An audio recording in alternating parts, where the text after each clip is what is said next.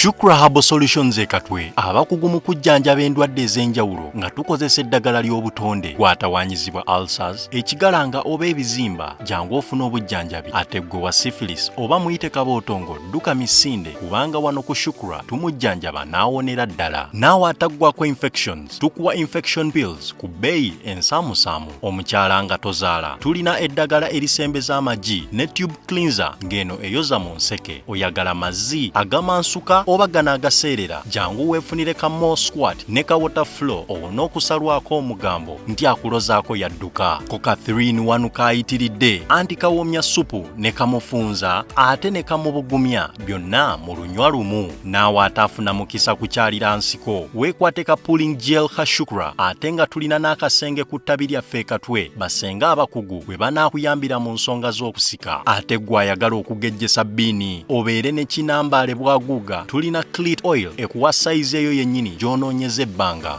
Gwe omwami ayagala okulwa mu kisaawe tetukusuuliridde twakukoledde ka jab ointment nga kano naawe yakozesaako enkola y'okwematiza oba giyite masturbation kajja kukolera oddeku original. Oyagala kusala mugejjo naye ng'obudde bwa jimu tobulina jangu tukuwe slimming tea. Naawe ayagala okugejjamu tulina weight gain products ez'enjawulo ezigenda okukyusa endabikaayo. By'osiba bikutuka oba bandoga wagifuula ng'ombe wuwo tulina lack powder ne kyambuluzi agoba ebisiraani n'ebyokoola ebisibya emirimu gyo. Gw'alina omwagalwa eyakubulako jangu tukuwe Caritan oil ajja kudda zambiro. Ate gw'ataweebwa jangu tukuwe kamuweebwa extra olikomawo kwebaza. Tutunda kamu ate nga tusuubuza n'okusuubuza. Gw'atwetaaze tukubire ku nooti 751 884 43 14 oba ku WhatsApp ku nooti 777 74 85 73 ne ku nooti 744 85 68 77. Shukra Pure Herbal Solutions.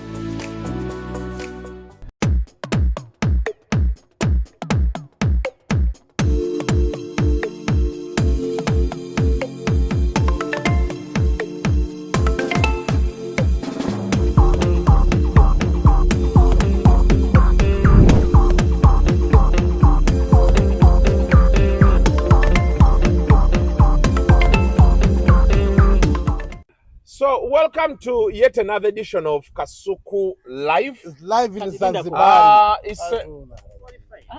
Eddie.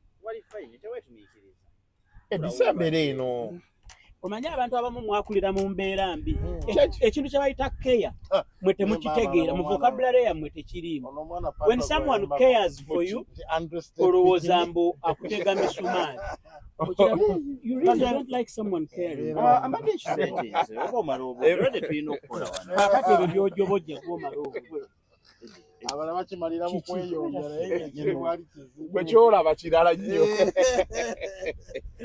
Okay, this is the Talk and Talk show. Yabadde ino kubeerawo ku Saturday yesterday. But of course, tuli Zanzibar no so ne twade ne team ya Swangs Avenue. They are bali wano Zanzibar. Sawa ino bali mu studio. Today is a Sunday morning. Bali mu kumaliriza shoot zaabwe ezimu zaabadde bakola. It's quite the experience. I know we've said thank you to the guys so many times, but we want to say thank you to Swangs Avenue once again. And abantu abasigadde abali eyo mukope ebintu ebikolebwa wano. Kino kibe kyakulabirako. Sometimes ebintu bino twebuuza nnyo. How did that guy make it? Naye buli in your journey to success, waliwo wootuuka nga ya hard work erina okubeeramu, luck erina okubeeramu, naye ate n'ekyenjawulo olina okugezaako okulaba nti okola ki. Okivuga nnyo mu sitakange wanako. Era ojja sigala ebeera tejja ttambula bulungi. Otherwise, Jenkins Mukasa, Hot Lubalala like pepper.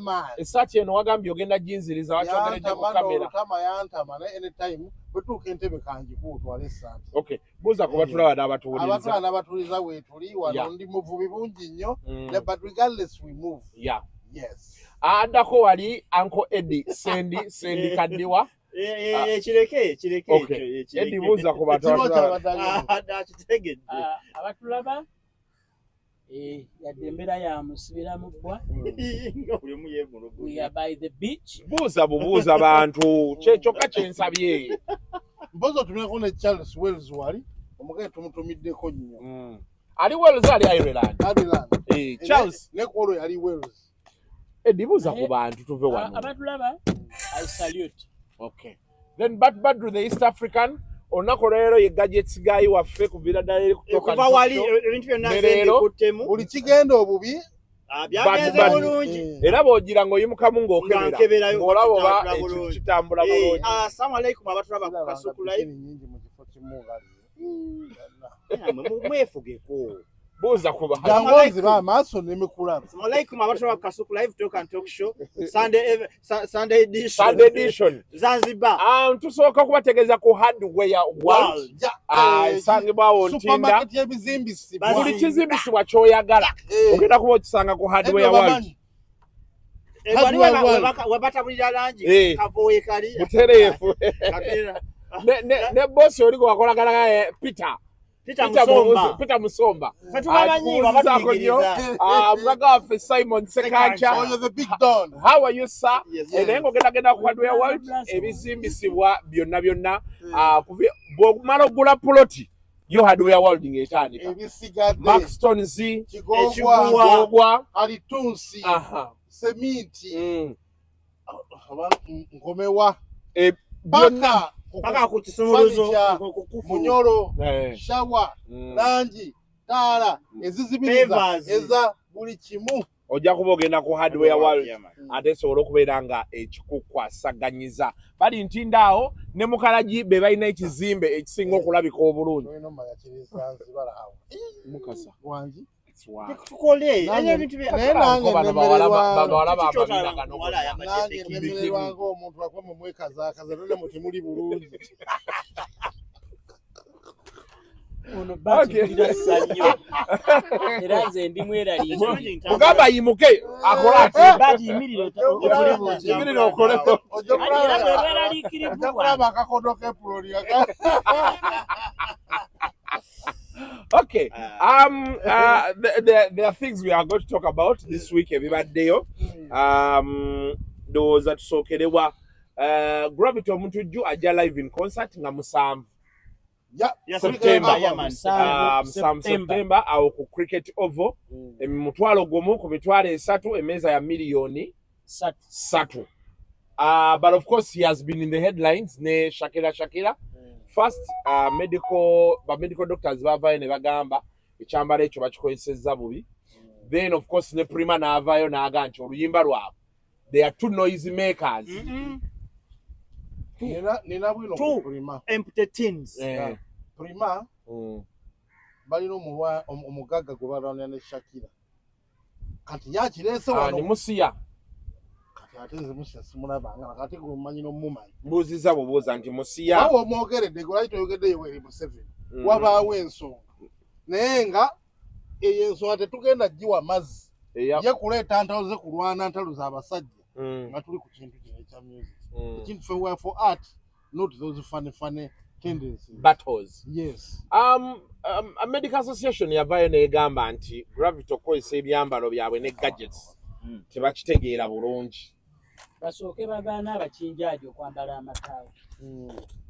I think that President wa Uganda Medical Association is suffering from nothing to do. And he needs treatment. The syndrome of idolism. He needs to see a doctor to treat him when they have nothing to do. Abakinjaaji bambala amataawo. Okiwulira? Bakirina bambala amataawo. Ameeru bamusunda amata. Batambula batunda amataawo. Amata gaabwe mu mataawo ameeru. Makarena omugenzi taata wa ono muwala gwe baakuwa. Repi. Bamumuwa. Maama we obuuzi ogambye Makarena ono n'akubuulira nti ye Repi. Kati kiri ky'obadde oyongerezaako Akyo okukujjukiza gwe. Let's discuss. So what were you saying? Makarena. Sooka okulaba Makarena in the 80s. Ng'ayambala ettaawo eryeru ne gambuutusi enjeru n'emmotoka enjeru. Uganda Medical Association nga teyavaayo. I think for them this is baali tebali kajanti ono ate yabadde ne stethoscope yadde n'empiso. Stethoscope brings it closer to their job than just Uganda the jacket. Medical Association Yeah, but doctors. No, I have the right. Anybody can walk to anybody can walk to a shop. Anybody can walk to the shop and buy a stethoscope. And please, Uganda Medical Association, don't try to gag art. Art is already suffering. Ochiraba? Tulina obuzibu art yakubwa left right center. Nga n'abamu ku bantu abazze mu art. Bazze mu art kola ki? Kumukuba. Under the disguise of nti bakola ki? They are artists when they are not. Ochiraba? Chovola bati mulimu abantu kugamba nga they are not artists.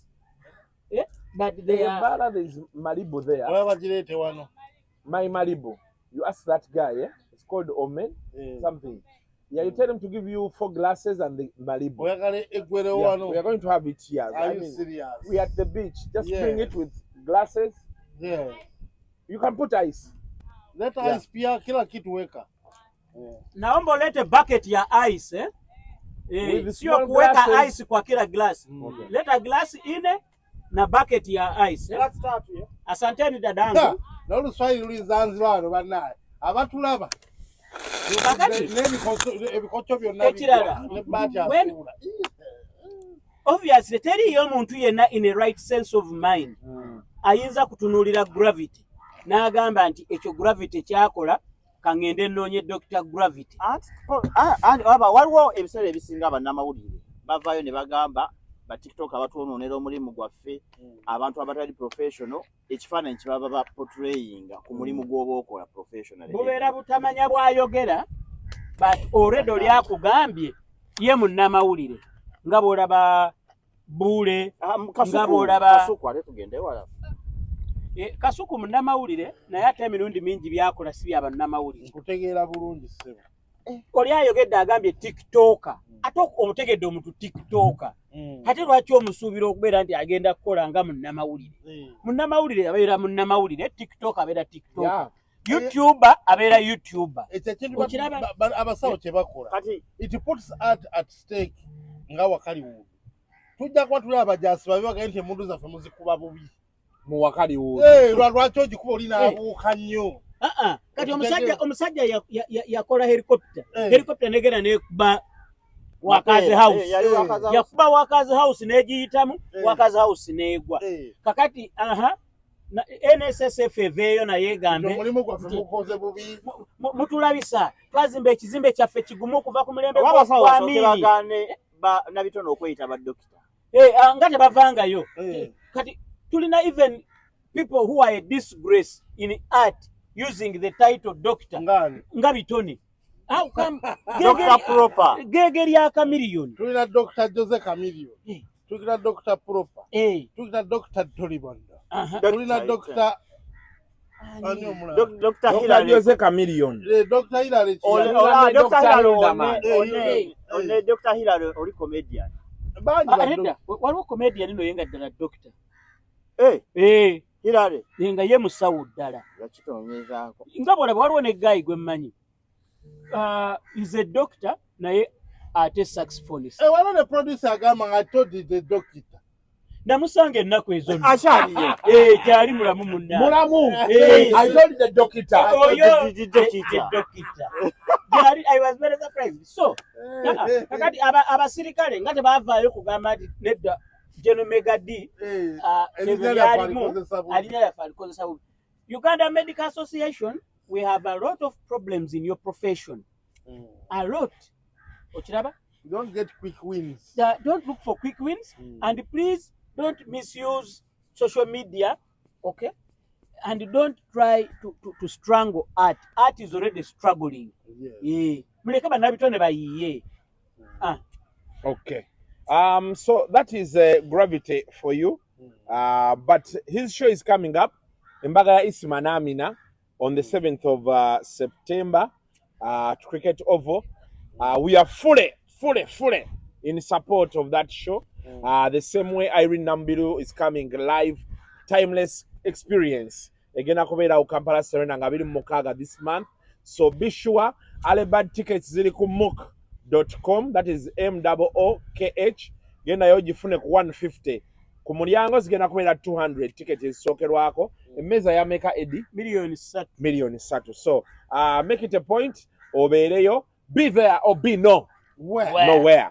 Then twalina story ya Bruno Betty. Bruno Betty oyo mwagala nasooka omulaba ku National Theatre. Nafunamu obuzibu ne Bruno Betty bwe nawulira erinnya ne mmanya sekisaali wali kati agenda omulaba nga kyali olaba Eddie n'emizannyo gye wampanga kitegeeza abakayimbira sooka omulaba ku National Theatre. He caught my attention.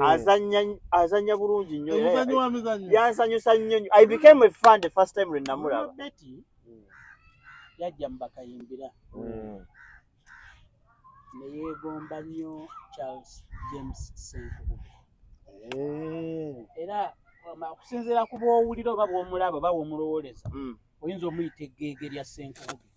Era bw'aba azanya ne Senkubuge kitambula anti ye tazannya yakuppa oli kitambula ogugwe guba mwangu manyi oba okuppa omuntu toteekamu bingi gwe yiga baati kyakola gwe ky'oba okola okitegedde. Naye kaakati aba ali ku TikTok alaba omuwala oyo neerabidde erinnya lye alina erinnya ku TikTok lye yeeyita mwana wa TikTok wa TikTok nnyo amwegomba. Atuukirira bammembers b'abakayimbira abagamba nina omukolo era mukwano gwange nfanfe Jean Nakachwa jumped to it bwe yalaba ne ku bifaananyi by'omuwala n'amanya Bruno Betty akoze eki kyahwa nga omwagala ali heavy alabika bulungi ng'ategeka meeting eyasooka yalimu ensasagge.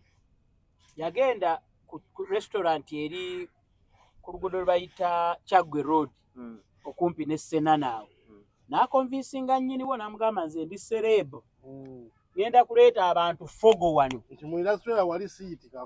bajje bajjule wano n'afuna free venue n'ebyokulya ebisaamusaamu ne bategeka obutebe ne bategeka obutebe bantu 100 abagenda okujja ku lonchi yaki ku lonchi ya wedding launch meeting oba kwanjula oba ki tebaawera 20 wali wennyini abajja era nanyini put here this one is a Muslim. Put this side. But this you need to be attentive when we are working. Kakati. But in the email, Jenny Moko replying. But let us first work for that trip. Kakati. Email yaba na batule seje madeni mu replying sorting allowances am. Ekyo tekiri. Tekiri yokono yadabi kwasaganya. Tokina. Bona wabadde mbuzinga. Mukasa. Onotuula mu VIP lounge. Adi togendayo. Tugenda kufugira. Edi onotuulayo nga tuddayo. Tayagala. Open. Togenda kufugira okwo. Kakati. Ekitegeeza ngenda gituula mu bwomu peke yako. Olaba oba onoobeerayo. Kakati munnange. Final okwanjula omusajja akola ki? Meeting endala za Tamara ne zikola. Kakati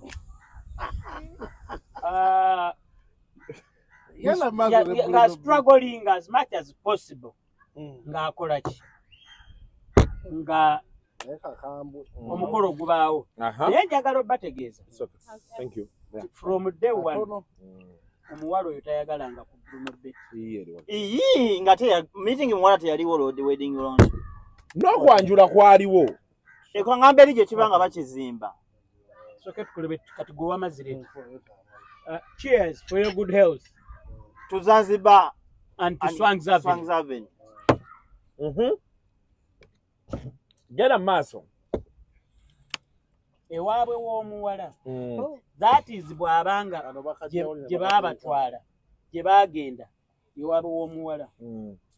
Omuwala teyakolayo kintu naye bino bagamba nti woba ogenda okuwonjwa biki family etegeka one ogiwaayo kuba netegeka biki byonna omusajja ye yabikola omuvubuka ye yabikola kaakati omukolo bwe gwaggwa omuwala n'asikamu mu maaso naddawa kino nkyogera from a reliable source ne baawukana kaakati omuvubuka atandika okunoonya ki omuwala kankebereyo omuwala okiraba omuwala abuze kaakati agende w'abaganda be abagamba ti omuwala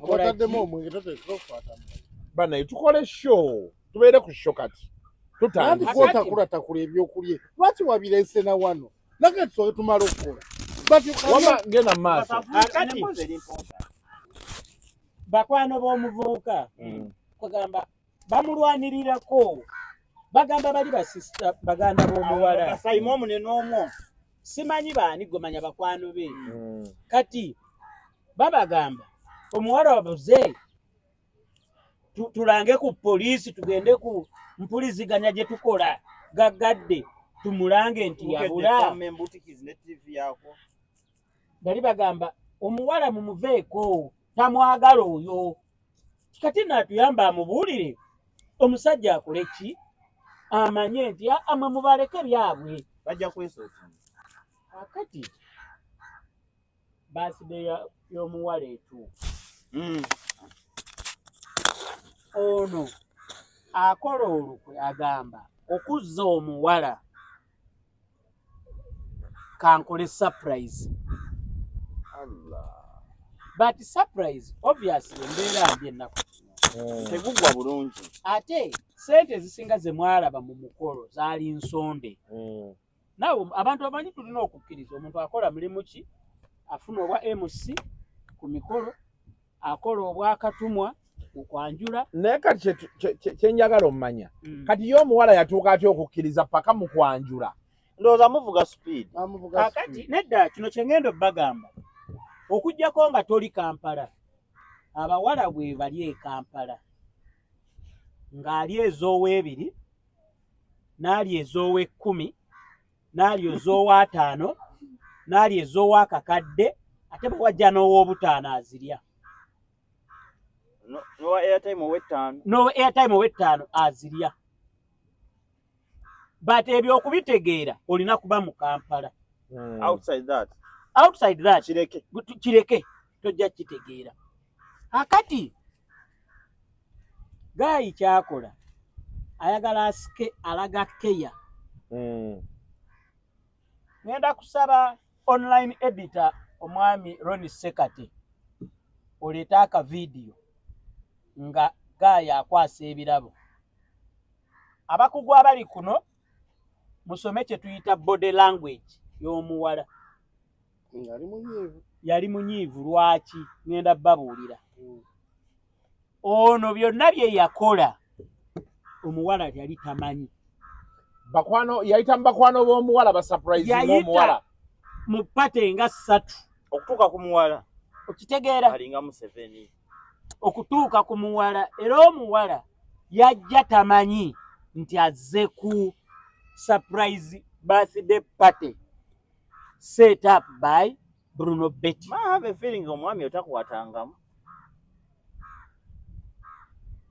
Sisobola, I can't say yes or no. I can't confirm or deny. Then omukono oteekawo. Siteekawo yadde olwala.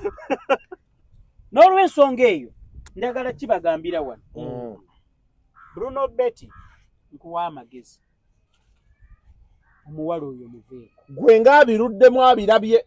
Ekyokubiri kino kibeere kyakuyiga eri abavubuka mwenna abali eyo.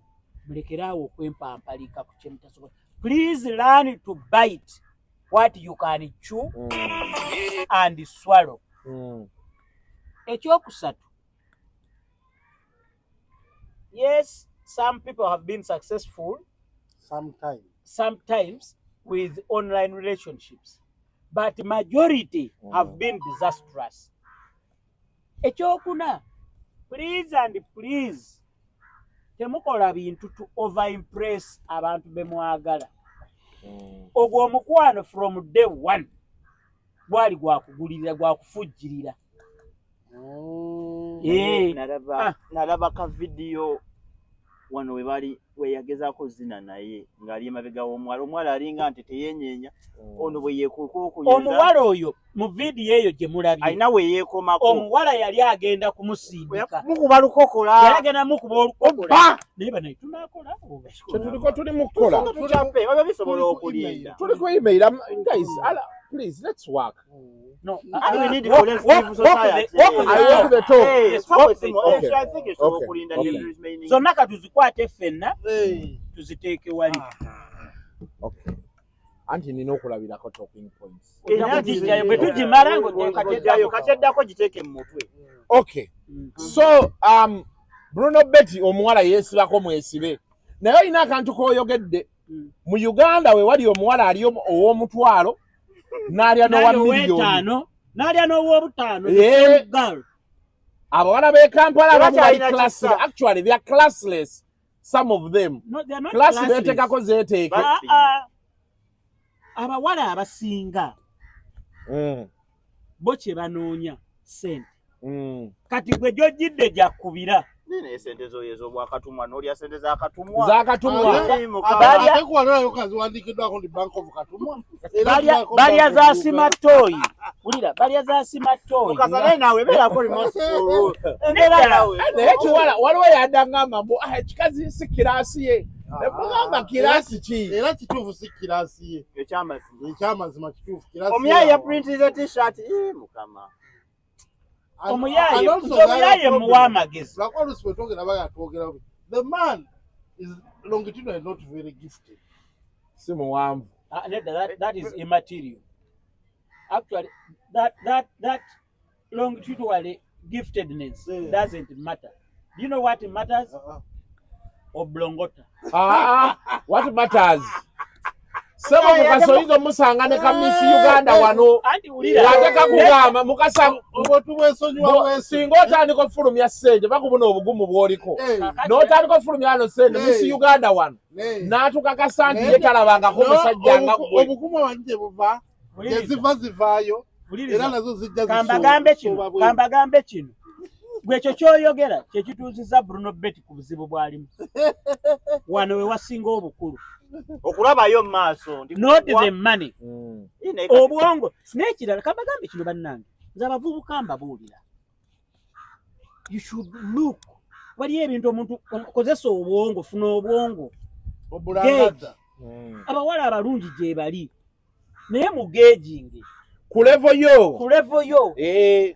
And buli togezangako to bite what you can't chew. Otherwise you break the jaw. Oluba oluyuza essaawa yonna. Olabafu abalaba video ng'olabya ddala tewali connection. Waliwo ekifaananyi nga omuwala aseka bulungi nnyo atunuulidde ekifaananyi ali happy. Naye kati olabayo ekifaananyi. Then ekifaananyi just one moment. Olabe ne video. Kati Uncle Eddie kati kyotegeeza nti they are not even living together. They can't. Ate nga tebaagala. Kugambye ti omuwala yali yabula. Yali yabula okuva kwanjula yabula. Kati awo tulina okubuuliza nti kati awo boy child ye afuuliramu. Tumuyambye tutya. Ennaku zino waliwo ekintu ekigenda mu maaso. Ekya girl child. Waliwo ekintu ekigenda mu maaso. Abantu olukola emikolo bwe bati buli omu ng'akwata liri. Babadde bakuteeka ku pressure omwana waffe tebaddamu kwogera kintu. Kyokka watwala ebintu. Kambagambeyo kino. Bw'oba oyagala okukakasa nti kyemuliko kituufu. Simanyi mawanga gaabwe bombi, but I highly think omuwala oyo Munyarwanda. Omwana Muganda alina okuba nga Muganda. Kakati abo Abaganda be beekaliza ddala bwe bato ne yefuula kulabangako. Ngenda bawaayo ku telltale signs. If it happens, kampe kyakulabirako. Kasuku abantu abasinga bonna bamuyita Kasuku. Agenze okukyala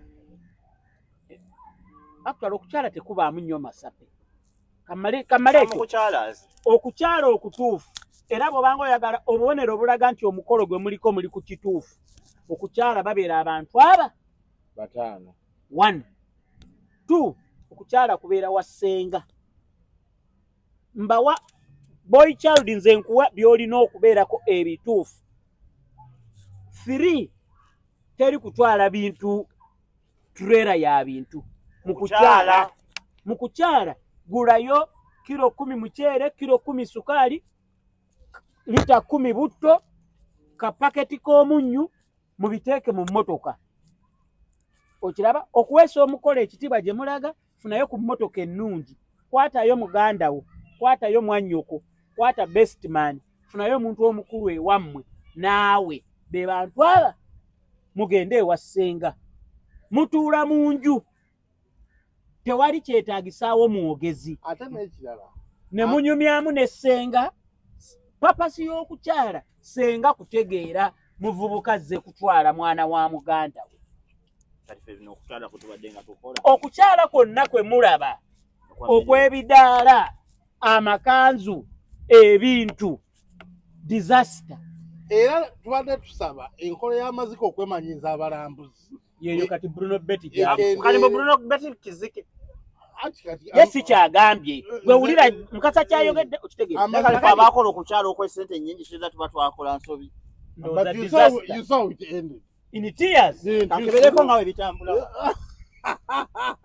Kakati mbajjira. Omukolo gwe waliwo ekintu ekyaliwo. Nina omugezi wange omu twabadde twogeramu n'aŋŋamba. Just imagine. Mugenze kwanjula. Okiraba? Tugenze nani ne Kasuku mu kwanjula. Nga bateekako. Saagala kwogera mannya ga mukyala wa Kasuku kankozesa erinnya Beautiful. Nga bateekako Beautiful introduces Kasuku. Mulaba telltale signs eziriwo. Bazita red flags. Mumanyi omukolo ekipande ekyaliyo ku photo booth yaabwe. Erinnya ly'omuwala ndyerabidde kwaliko Andy Bruno Betty. Waliwo ebyolaba n'ogamba lengera embaata eya Bugembe. Okozesa erinnya stage name Betty ya muwala. Bw'ogenda ku buko Betty bagambye linnya lye. Yalisalako. Betty abiroba byekyabiro. Betty BET. B-double-T-Y. Uliriza. Ne bw'obanga olisalako. Nze wonna mu official documents mu buko ku mbaga bwe nagenda okwanjula mukyala wange bwe yatwale waabwe okunyanjula. Sebo certificate tekwaliko Eddie Sendi. Kwaliko Edward Sendi kati. Mr. Era mukyala we mukyala Sendi kaddiwa. Mukyala Sendi. Eddie Sendi Hope. Okitegeera? Oba Eddie Sendi Kase. Singa ibanawandiika nti baati. Ku mukolo wali kibeera so and so introduces Badru. Kati wali baawandika Jalia introduces tusigale nnyo ku Badru Senoga. Tusigale ku kino. Nabalina ne gye bakakuba okuva mu Jalia Juli Jalia bakyusa bukyusa ne I wano you ne I ne babijjawo ne batakawo Kamalibo kalungi eri ne basala nenako sokomalemu. That's ice. That's purely ice. Okay. Kakati so Betty aliwandiikira ddala nga Betty y'abakazi. bwe kolanga kukyala okiraba nga temuli butaala n'ekirala nze omukwano gwonna gukuume nga guli local crowd. Kati njabawo ekyokulabirako singa ddala omuvubuka ono yakola okukyala ewa ssenga w'omuwala. Okay? Eddie omuwala ye Teddy. Simanyi. Teddy and Betty. Ne baateekako eno Princess Teddy and Betty. Princess Teddy introduces Bruno Betty. Clearly. Princess Teddy. Tewali wayina linnya. Princess Betty. Princess Betty introduces Bruno Betty. Awo kagwanjala wabuuliza. Why are you gay? Naye banna. Leo utajafire. Sasa wano. So embeera eyo gitegeera omukolo gwali glamorous. A lot of money was spent.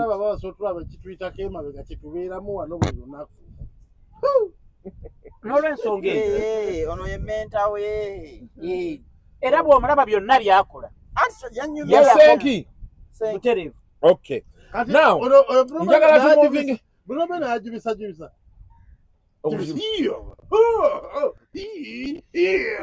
Ani ajibisa. Thinking I had that morning program where I ajibisa.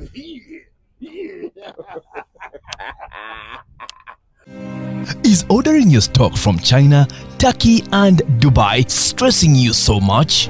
Is it taking you months and months for you to get your stock? Just 1, 2, 3 and trade like a boss you are. 1. Talk to Aran Global Logistics on 0740 152 331. 2. Let us know whether it's sourcing or sending money to a supplier that you would want. 3. Enjoy our unmatched customer service. Trade like a boss with Ryan Global Logistics. Find us at Nabugabo Street, BBC Building, room N412. Call us on +256 740 152 331 or +86 180 723 935 15 or +86 132 502 156 85 or visit our website on www.rangloballogistics.biz. Rand Global Air Express Cargo. We move anything, anywhere. Tugenda ku gundi endala. Naye abalabi baffe nzigumiza kino. Abavubuka kino kibawe kyakuyiga. Keep marital issues out of private and please bite what you can. True. Now, there's a story. It's going to be intertwined.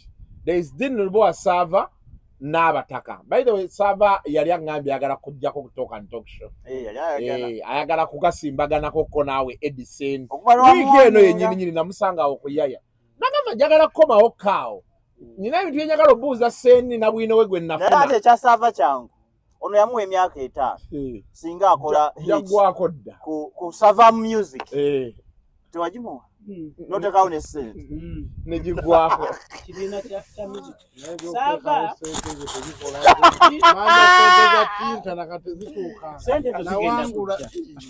now of course Sava wachazze didn't know Sava there is a letter that came on the internet that he was served. He of course agamba bila ku internet tanabifuna. That is one. But then he's also the same person breaking a story yabataka kugenda era ne mukomawo namulaye mu video yabaddeyo ku kisaawo nga abataka tebagala kwogera tebagaba yadde hafu ya interview be basosi be kuba ye yabadde nabo nga bali na mukafubo kasonda wali era naagala mu kwogera yagambye nti bagambye ku Monday which is tomorrow bagenda kubeera nga avire batubuulira kike baalabye waliwo omutaago nabi akula ekesi ku speed oya akula kesi nina omutaka yansuubiza interview yes omukubataka yansuubiza interview naye yansuubira nti wiiki eno ogimpa mukama wange yabadde musanyufu abantu ba ku Facebook temutumanyira nnyo naposize ekifaananyi kyaffe kiri nga tuli ku beach ne bagamba mbadde manyi beno bebataka guys walone yangaye mwengeri gye muli eyo muyitemu buyisi mugende osanga mwe munamulaba bali balebereddwa. So let's have those two talking points. One nze ku issue y'abataka ne obwakabaka bwa Buganda ne Ssaabasajja Nagulu Nyondo, I always don't like commenting because nze nimira nnyo okufollowinga protocol. Nze ngoberera Katikkiro kye yagamba nti Ssaabasajja Kabaka mulwadde ali Bulaaya then n'addamu n'agamba ali Namibia gyali alamula nengoberera akavidiyo akalala nga Ssaabasajja ayogera eri Obuganda kati nzaawo wendi beyond that songeramu sitoolamu abataka mbagamba kimu mulimu abataka babiri mikwano gyange tumanyiganye bulungi nnyo mwabaddemu katikkiro w'ekika ky'olugave oyo tumetooka mbali sana ne mubaamu ne jajja owengeye gwe waŋŋamba nti wagagameera semwanga oyo naye Sultan Faizo naawe lekaleka Sultan Faizo Kasujja yowengeye yoyo oyo gwe twali naye mu gavana noli omulala gwe twali naye yali waki Wambogo wa gwe yali naye gwe yali naye abataka batambula bombi babiri naye tebavaako ssente tebalina ggaali ate nga omu yaŋŋamba nti kati ssente weeziri era no wengeyo ono ate tulina okubeera close ssente weeziri so mate nze abataka nabo saagala nnyo ate abataka kabaka yabawa emmotoka si yawa hariya hariya baaziwa bakulu babika nedda anti bano be bakulu b'ebikeera baaziwa bamasaza baaziwa bamasaza abamagombolola ne babawa epikipiki era n'owegombolola yaffe ow'ekasanje ate nga mukulu mu kika ky'emmamba omutaka Andrew Benon Kibuuka naye eddigi atagituulako ajagiwa omusigire we nze lwakuba obudde bwe sirina naye nandibadde walunyirire oba nandibadde nga eyo si nepotism nepotism olaba ewakasuku gyeri nze wange lwaki tebaayo ate kasuku ajjiddeba mu byobutaka nedda nkulaga nepotism ogikopa waggulu ku bosi nepotism mugyogerako ng'eri walala naye bwejjawo togyogerako okiraba era naawe abaana bo bwe banaakula saawa yonna tugenda kutandika kukola na rayati nga kamera yatambula naye naye ye anaamusasula wakati kali akawala kaagamba eza lanchi zaali tezijja lwaki oli mugumu ku si Museveni simayo baabawala sente bokwana bwawa abamagombolola bonna mu Buganda baabawa epikipiki ate brand new kati abamasaza bonna ne babawa ennaku ezo tomanyi owessaza omu emmotoka baali bagibbye so kati nze contribution yange ku mboozi eyo ey'abataka naye ku ya Dini Lubowa Sava mutya kuba Dini Lubowa Sava ffenna tukola gwa kwogera naye ayogera ebigambo ebizito era but muno bw'aba nakyakusinzizza okkiriza ekitiibwa Machazi eri mabega eri yali atandise ekibiina kya music ne mugamba nendaba nga tekirina future era ne musiba singa yali tulina we tuzitadde kati ezo singa kwendya singa kuwosasula ezo tezigenda ku one from a reliable source. Dini Lubowa Sava yavaayo n'agamba nti Rope yali enguzi. Rope n'avaayo ng'ayita mu balooya be ne baweereza notice of intent to sue Dini Lubowa Sava. Ekyo nkiwa twakyogerako. N'amuwa essaawa 48 ye defending ye told a retracting any statement ng'akozesa emikutu gyonna gye yakozesa luli TV10 gano mazima ne The Investigator TV eya mukwano gwaffe Stanley Ndawula ataalaba story ya Dini genda ku mikutu egyebiri gyeri Dini Lubowa Sava n'avaayo ng'awaga musawa 48 teyaddamu nasawa 48 zaasukkamu balooya ba Honorable Joel Ssenyonyi Rope ne bagenda mu civil court bali mu civil civil sijja osasulira enkalu anti yemisango kati nga Dini Lubowa Sava kye yakola teguli criminal ebya defamation defamation is not criminal ogwo gubeera civil kati ne bagenda mu civil court ne bafayiringa nga bamwagaza miliyoni 2 n'avaayo Dini Lubowa Sava this time round with the double barrel n'addamu n'akuba n'abagamba nti bagule n'obwanda bw'essaawa z'essaawa 48 ziba zaaweddeko ng'essaawa yazikidde abongera obwanda essaawa eddemu eba okubala ekiri wano tuli ku Kendwa Rocks tukolera mu buvubi bungi nnyo tuli mu bugubi ate saagala okozese byenjogera wano nga ku ekyo ombuuza ebibuuzo nga nkomyewo ewaka alabira ku magnifying era moderator yefulambo ali ku simu naye nga abeera azuuminga kaakati Dini Lubowa Sava agamba ye tebannamusaavinga but it is a developing story katukuume maaso nga tuli ku lutimbe bye yayogedde Dini Lubowa Sava genda ku TV10 gano mazima obisangeyo gyebiri olabe naye tujja kunoonyaako ku press secretary wa Honorable Joel Ssenyonyi omwami Ali Mivule Mazike tujja munoonyaako ye nickname ngenda kusookera uwo ku issue ya nego tewagitegedde ya Chosen Becky. She has been in the news by think era Eddie Gogigobe ne bat. She has been in the news of course her son is sick. Bangambe omwana yalwadde erimburuga. Simamburuga naye mukasa. Simamburuga lirimu. Era sirimburuga. Yeah. Ekimuluma yakinnyonnyola alina interview gye yakola ne SB4. Musobola ogenda ku channel ya SB4 ne mulaba interview eyo. You put a search Chosen Becky and SB4 ku YouTube bajja kuba gibaleetera. But from what she explains, because she says the child has undergone, from what I saw, the child has undergone about 6 surgeries. Alina something to do with the respiratory system. It's not right, but simamburuga. Wano. Yes, ne wano. Mukasa, bambi tozanyira mu bulwadde bwa mwana. My friend, when you say respiratory system, we are talking about matama. Amatama gazimba buzimbi. Lwaki ate? Anyway, not for us to think we are laughing about the child's sickness. The issue is, she came out to do a video, and actually she has done like 2 of them, where she's seen crying. Eyasooka nga taddeyo omwana on the camera. And of course, people with the dissenting views have come up, including me.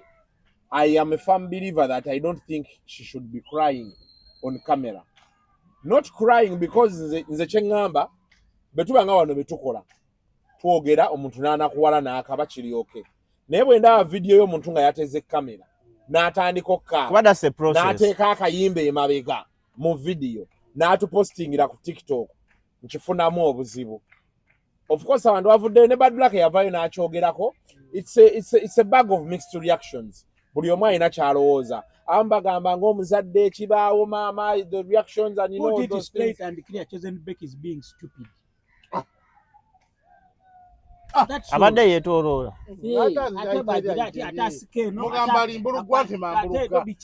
Chosen Becky is just being stupid. Abantu abali eyo balina endowooza nga ya Chosen Becky inclusive. Please stop being stupid and myopic. I am not apologetic at all of what I have said, and I've said it with a very sober mind. Okay? 1, the child is sick. Please respect the child's privacy. Akanjogere mu Luganda ayinza obutategera Luzungu. Chosen Becky, kwata omwana mutwalo laba abasawo.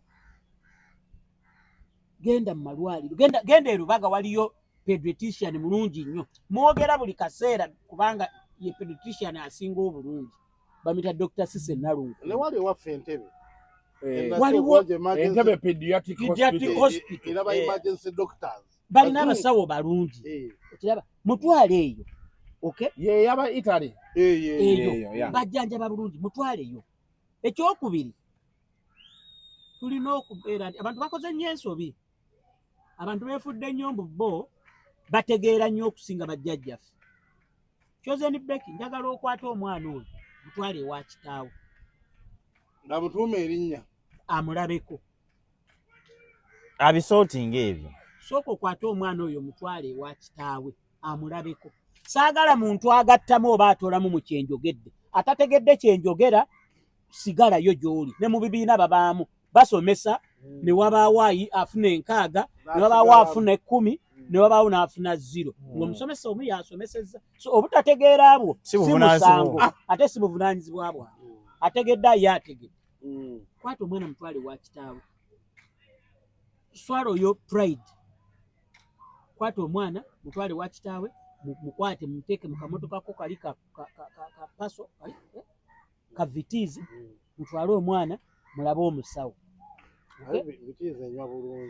kenya mafuta mangi ekyokusatu gy'obulamu bw'omwana wo n'obuba obwekyama ku TikTok tokolerako maalo kumanyi tulina obuzibu abantu abamu tulina obbabuulira yafuuka TikToker ulira itizoka okubeera TikToker naye obulamu buleke bizanya biri ebibyo gwe na interactingako naye I think oba ye wini nina some business gye nali njagala nenoonya TikToker sabo ba TikToker abamu beeraga okubira TikTok essimu ng'ayogera ng'alina atalina manyuma they feel they are big but finally nafuna omwana muto somebody recommended me to her nemukubira nemuyita najja ku office ewa netwogerera business tugikola naye kama mukwogera nemubuuza obeerawa ng'omwana abeera na maama we mbuza older ngali 20 years azina nnyo akola nnyo challenge ng'azina ye Winnie dancing I think about Winnie Wambani yoyo gwe bakakubira oluyeno ku Green Hill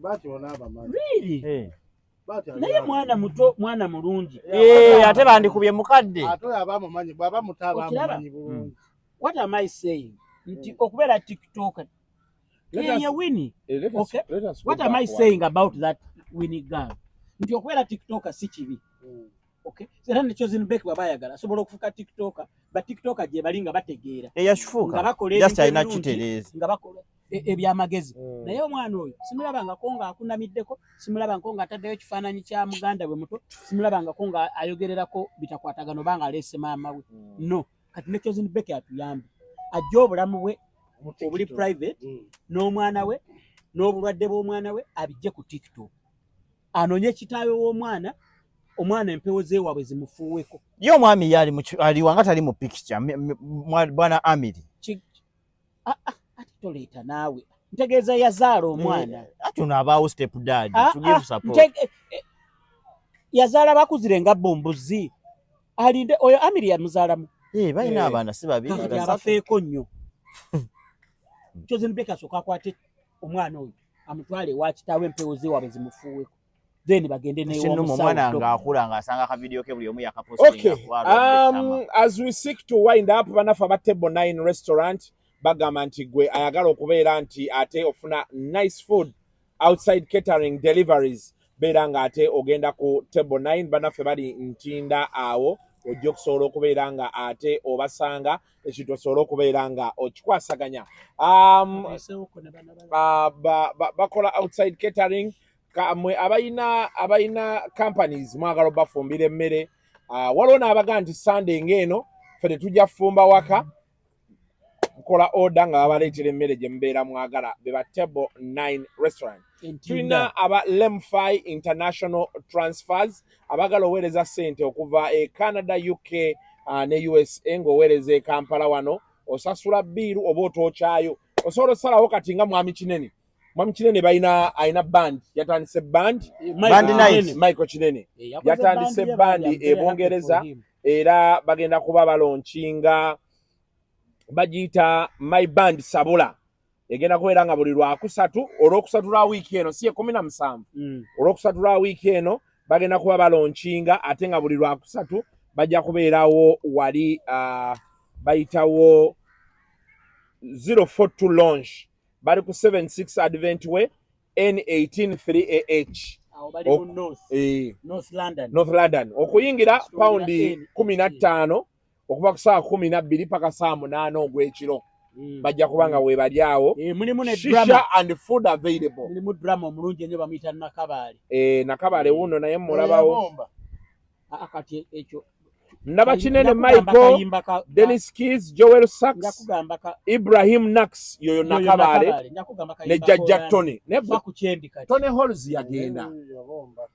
yagenda ndaba ne Joseph Sachs naye bamulanga Joseph Sachs ono Joel Saxi yoli eyabomba bewali nabo kati ono twali naye ono nono kweli olutwe yagenda Irondo twali nabo mugende mubawagire abo basajja baffe enjagala okubuuzaako ku Banjoman Banjoman namusanga ne mugamba abantu balina ebibuuzo bingi bye baagala okubuuza nangamba ngenda biddamu agenda tunula mu kamera era wiiki eno ku Kasuku live tugenda kubeerako ne Banjoman njagala tujje na Kiwogo we tuba tutuula tukolera awo butereevu we tujja okukolera awo abantu abali e UK nyongero bategeeza nti nga 10 just a minute August nga 3 ekintabuli ky'omuziki 2024 kijje wammwe Rema Misachi Maureen Nantu Mestabu wa Natoro Clever J Wile Mukabya Ziza Bafana King Michael bonna bagenda kubeera awo naawe ate nga UB5 band yegenda okuba kuyingira pound ya 3 standard ate nga VIP pound ya 5 bagenda kubeera ku Bawich Mano Hotel Bawich Pond Road wabula wana wasigadde sibimanyi no nanti ono ali just familiar na bibuga onnemeddeko ekintabuli Bawich Mano Hotel netekwa kubanga eri Romford Bawich Pond Road RM13 9EL emusiyani so byebyo abantu beeyo tujja naye nga Jose Ron Biggs Empire yekitegese kigenda kupata amaanyi okusinziira tochikola kyoyagala kukola nenga tugenda kubeerayo by Jobs Link Jose Jobs Link naye nga mu ngeri emu njagala obategeeza nti cheap general hardware edi mpe simu naawe bo cheap general hardware ekirungi oli ku kamera abantu bakulaba olemedde simu byonna byokola naye nga cheap general hardware batunda bizimbisibwa bali Kasubi ne Nansana gwe kyonna kyoyagala nga kikwatagana bizimbisibwa ne bwoba oyagala buliti ne bwoba oyagala kalitunsi ate nga bo baleeta variety basuppliers bonna babalina abaseminti balina basuppliers ng'abana ab'enjawulo tegeeza kintu balina Tororo Hima Kampala Cement Simba byonna Mitayimbwa variety langi variety balina kintu kye bakola ba cheap general hardware kasita ogula ebintu nga byetaaga motoka transport wabwerere mubettanire ne bogenda ku social media handles zaabwe kweziri cheap general hardware amasimu gaabwe gonna kwegali Mr. George Mutebe we bali kwasaganya kintu ekyo era mu ngeri yemu njagala kubategeeza nti ekifo ekirina sauna omuli TV eno weeyota obeera weeyokya okiraba ng'ate bw'olaba TV mawulire bagaba gatuusa akawungeezi Sandra Nachiwala okuyagala okumulaba yenna anyiridde alabika bulungi TV akawungeezi Sandra alabika bulungi my friend have bulungi omulabira mu sauna eno akasuuka ke kakakuliko n'obeera ng'olaba bulungi Georgina Gardens eri waggulu lubya ku lusozi sauna steam massage bebyokulya swimming pool buli lwakusatu waliwo live band balina accommodation buli ekirimu kyeru ne remote njeru amasuuka meeru bathtub njeru tugamba buli kyotunuulira obuyonjo security tight but polite abatulaba njagala mumanye tibwogenda accommodation side ya Georgina Gardens waliyo abantu babiri bosanga constant osanga omusirikale atayogera Luganda na receptionist teri mulala so ogenda omanyi nti embeera gy'ogendeddemu teri bagenda kwogerera kyaleera aleese ekyebbina ate leero aleese atya akoze atya be banaffe aba Georgina Gardens bali waggulu lubya ku lusozi musajja waffe yafiirwa omwana King Michael ku Saturday tugenda ozuuka ku Monday nga amawulire gatutuukako nti omwana yafudde yes King Michael tukusaasirako nnyo n'abantu bonna abasobola ogenda omuziikirako kitalo nnyo our brother naye tukusabira Katonda abeere ng'akugumya ate embeera eyo ogivvuunuke ne musajja waffe Negusi ne Gasta maama we yafa ku Friday nga tusimbula okuvaayo bagenda kuba baziika enkya Masaka ombe lwabadde wali entebe kubayita awo ekiro kuba awo Ndawusi we yakulira kati saawa eno nalabye waliwo kyabakuza ate okuzika kuli butta bwe nalabyenga mu message wano mu group gye tulimu just allow me read for you this kusinzira bye bapostinze naye nga musajja wange negusi ne gasita kibi nnyo ekisobodde namuziikirako maama wo sigenda sobola muziikirako eno tugenda vaayo tugenda kuba tukyali eno naye Ndawusi tuli naawe we are with you in spirit but welcome to the club at the end of the day naye ebifaananyi bino olaba biye yabadde ku lumbe y'omulaba ate Ndawusi takyanywa naye gurupu bo abanywi bakyalimu so Friday okay wano bagamba Sunday 14th July kyabakuza to Budda then Monday 15th bali yegenda kwera Masaka Budda oba Budda yewa simanyiyo oba Buddu ndowooza Buddu kyabadde bagamba naye Ndawusi tukusaasiddeko nnyo kitalo nnyo Ndawusi bambi Ndawusi oyo yambeererawo muzeeyi wange ng'afudde tubeera ffena ne mu kugenda mu lumbe twali naye ne tubula eyo gye twabulira naye nga tuli naye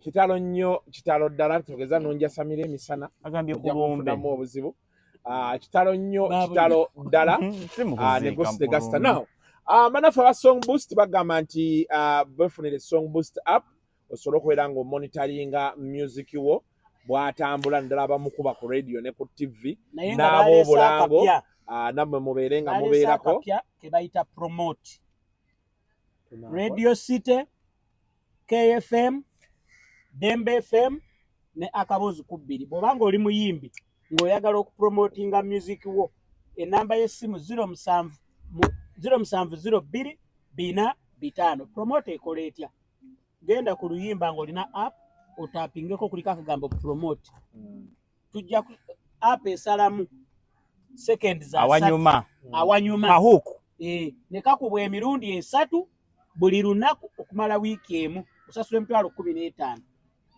emu kwezo radio gy'olondako okiraba bw'olondako radio 2 gy'emida 3 kikuyamba akayimba kaako ke tuba tusazeemu okubwa ennyo emirundi 3 buli lunaku abantu ne bongera okukalaba then olwo basobola okugenda either ku Spotify oba ku YouTube oba ne ku radio eyo yennyini ne balusaba tumalize n'abannaffe 0702 400 500 Song Boost here for the artist tulina ne bannaffe aba Rose Form mattresses yaman bakuga nti weewala ebirooto ebyentiisa ekiro nga basinabe ka skit Madrata Nkiko ke baakoze nga Madrata aloota abasezi bamugoba adduka mu bitooka ate baddeero baddeeri ne bamaliriza nga bamuga agenze ku Rose Form okufuna a world of beautiful dreams Fariso era n'afuna emfaliso waliyo emfaliso gye orthopedic waliyo gya HD waliyo spring mattresses waliyo emfaliso gino egya bulijjo kati spring mattresses ezo ndowooza hotels ezisinga gye zikozesa siwe twasuze kuno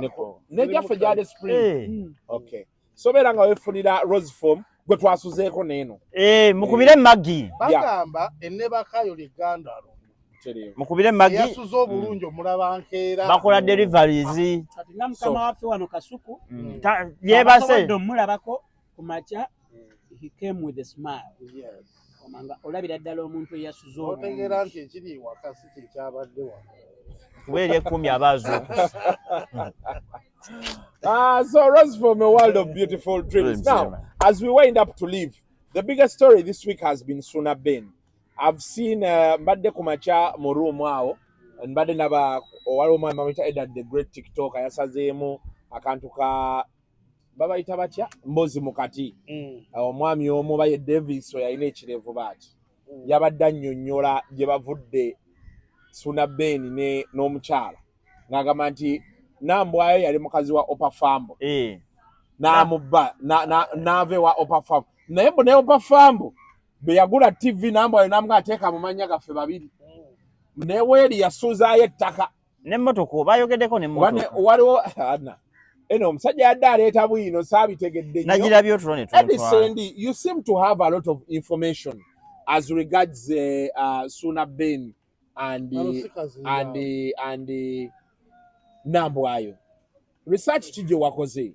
Research gye nakoze njagala kwebaza kigatto wange eyampadde info. Suna Ben akuba ebinyaanya.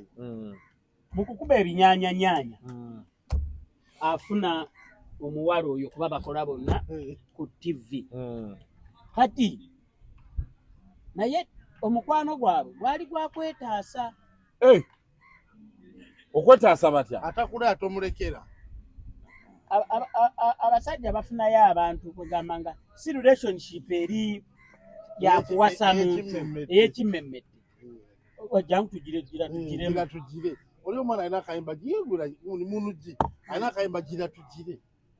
Naye era nako kalaba.